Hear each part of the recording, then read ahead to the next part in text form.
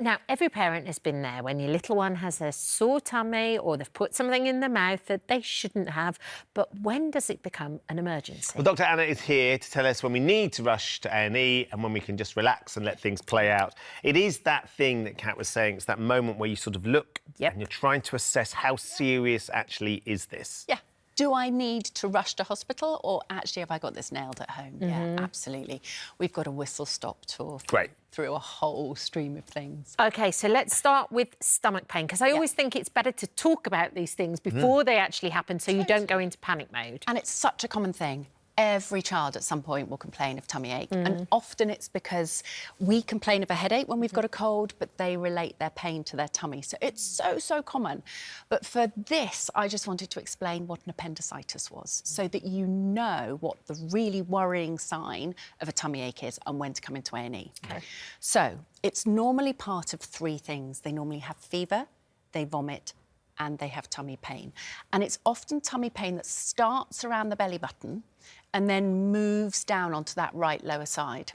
Okay. It's not tummy pain that is just, it doesn't move around, it's not soft, it's constant, and it's really painful. They cannot jump, they cannot hop, they cannot twist, they just want to lie still and not be touched. So if you're not sure whether to worry, get them to do a hop or a jump or a cough. Yeah. Because it just jiggles things inside. And an appendicitis is when this tiny loop of bowel gets inflamed and infected and causes pain that really is exacerbated with movement. And it's their right side? It's the middle of the belly to their right side. OK. Absolutely, yeah. When you're looking at them, lefts and rights get confused. Yes, their right side. OK, great. Associated with fever and vomiting. Fever and vomiting and lack of appetite? Can do, absolutely. If you're vomiting, you tend to just go off. You don't want to eat anyway. Yeah, you feel nauseous. So that's what a potential appendicitis might be. Yep. Testicle pain? Yes. So 50% of parents, not 50% of parents, 50% of people are women. We don't have testicles. We don't have scrotums. We don't understand what they're all about. So when do we worry as caregivers and take our kids into hospital? Testicle pain or scrotal pain that we worry about is when the testicle has torted in on itself. It's rotated round and twisted up. And that's a problem because the testicle is attached to the spermatic cord. And if that gets twisted, the blood supply to the testicle has been obstructed and can cause excruciating pain.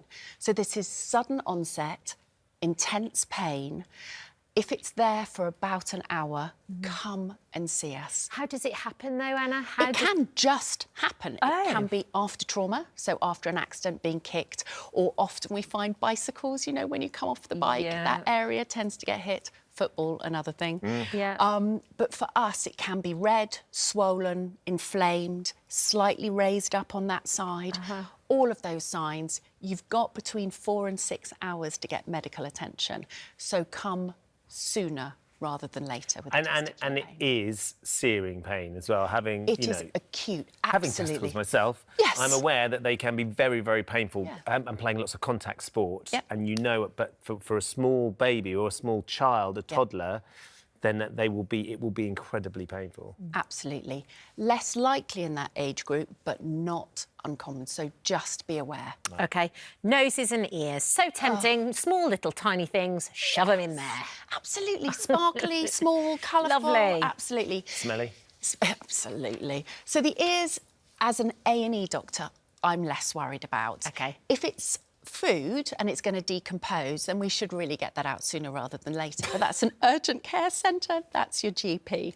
The nose is an A&E thing because that can be inhaled into the lungs. Not often, but can be. So come and see us. Don't try and get it because you may poke it further in. Now, when you come and see us, we may ask you to do the mother's kiss or the parent's kiss, which you can do at home if you're confident enough. And what you're aiming to do is to occlude the nostril that doesn't have the bead or stone or whatever it is stuffed up it. And then you pop your lips around the child's lips and puff in until you feel a bit of resistance and then give a short, sharp puff. And that should eject some air and hopefully the whatever it is out of the nostril. Happy days if that happens. You don't need to come and see us. But as I say, if you're nervous to do that at home, we may ask you to do it in triage. Most of the time, job done. Don't need to see us again. Question for you. If it's not food in the ear, will it just gradually work its way out itself? No. It will need attention to be seen. I would rather you didn't go in poking. OK. If you keep pushing it in the ear, you've got a very fine tympanic membrane, which helps with your hearing. Yep. And what you don't want to do is push anything against it and cause it to rupture. OK. So go and see a healthcare professional, but it's not an A&E job. Gotcha. It's a GP, urgent care, take a deep breath, take a bit of time. Lovely. What about burns? Oh, gosh, they're so common, aren't they? I mean, I guess ultimately a little bit of home safety. Be careful where you put your hot iron, your hair straighteners. Saucepans. Saucepans, And the absolutely. So, you know, a little bit of care first. The hot cup of coffee in the middle of the table, please, rather than on the edge. But we want to see burns when they're on the face, the neck, the genitals, which, believe it or not, the hot cup of coffee, that area is often affected. The hands and any joint, just because of the scarring, and we can help with that. And you don't want scarring on your hands or on a joint because then you get reduced function. So those burns we would want to see. Also, if they're bigger than the size of the child's hand, which is a very easy thing to work out. Now, burns can be bright red with or without blisters, or they can be deep white. The deep white ones we want to see, whatever size they are. Please, please, first aid first. So 20 minutes under a cool running tap, be it the shower, be it the bath, be it the sink, doesn't matter. Try and keep the child warm, but try and cool that area down. Not ice, not super cold, but keep it below below body temperature, and that's perfect. 20 minutes seems quite a long time, but that's what we need to do. And then come and see us. No toothpaste, no tomato sauce, no butter, no nothing on it. If you want a bit of cling film, because that helps with the pain and also protects it, not too tight, don't want to block circulation. So just simple, and come in and see us. At the top of the show, we were talking about that red line. That actually, you were right. It did look like a graze when we saw it on the picture. There you go. This is serious.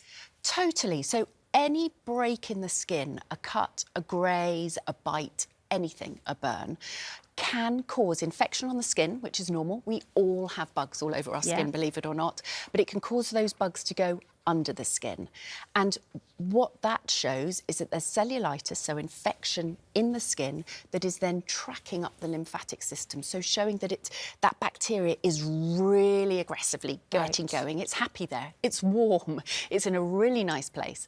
So come and see us, because we'll give some antibiotics. What we don't want is for that bacteria to pour into the bloodstream, because bacteria in the blood is sepsis.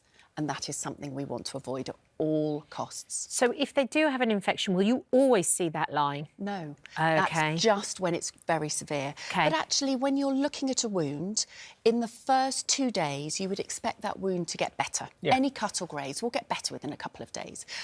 What we find is with cellulitis and then this tracking, it gets worse from day 2, because that's given the bacteria a bit of time to get its hold. And so it's not common, but if you do see it, come and see us and we'll give you some antibiotics. Ollie's just had an infected toenail, which is why he's had to have that removed. Just quickly, we haven't got enough time, but the diffuser. The diffusers, who knew that essential oils were so toxic? And obviously, the higher the concentration, the more toxic they are.